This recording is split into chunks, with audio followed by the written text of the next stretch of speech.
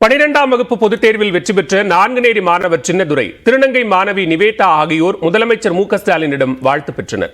நாங்குநேரியைச் சேர்ந்த மாணவர் சின்னதுரை சாதி வன்கொடுமைக்கு ஆளான நிலையில் அதிலிருந்து மீண்டு 12ஆம் வகுப்பு பொதுத் தேர்வில் 469 மதிப்பெண்கள் எடுத்து வெற்றி பெற்றார். இதேபோன்று தமிழ்நாட்டில் 12ஆம் வகுப்பு தேர்வு எழுதிய ஒரே ஒரு திருநங்கையான நிவேதாவும் வெற்றி பெற்று சாதித்தார். அவர்கள் இருவருக்கும் பல்வேறு தரப்பினரும் பாராட்டு தெரிவித்து வருகின்றனர். இந்நிலையில் சென்னை தலைமைச் செயலகத்தில் முதலமைச்சர் ஸ்டாலினை மாணவன் சின்னதுரை, திருநங்கை நிவேதா ஆகியோர் சந்தித்து வாழ்த்து பெற்றனர். அதன் பின்னர் செய்தியாளர்களிடம் பேசிய மாணவன் சின்னதுரை, சாதிய வன்கொடுமை தாக்குதலுக்கு ஆளாகாமல் இருந்திருந்தால் 530 மதிப்பெண்களுக்கு மேல் பெற்றிருப்பேன் என்று தெரிவித்தார். இதுவே எல்லாம் ஒற்றவே வரக்கூடாது, இதுவே வரக்கூடாது. இந்த மார்க் மூலமா அந்த மாணவர்களுக்கு நீங்க என்ன சொல்ல வரீங்க? எடுத்த மதிப்பெண் அவங்களும் இல்லை கொஞ்சம் வேலை படிச்சுட்டு வரணும்.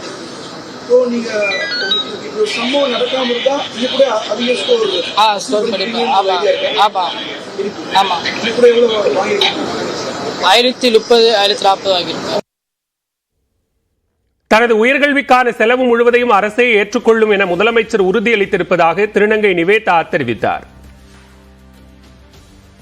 என் உயர்கல்விக்காக அவங்க எந்த ஒரு இதுவாக இருந்தாலும் எங்கள் கையில் சொல்லுமா, நான் உங்களுக்கு பண்ணித்தரேன் அப்படின்னு சொல்லியிருக்காங்க.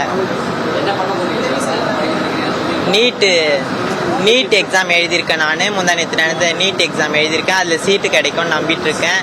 என் உயர்கல்வி செலவுக்காக அவங்களே முழு செலவையும் ஏற்றிருக்கேன்னு சொல்லியிருக்காங்க.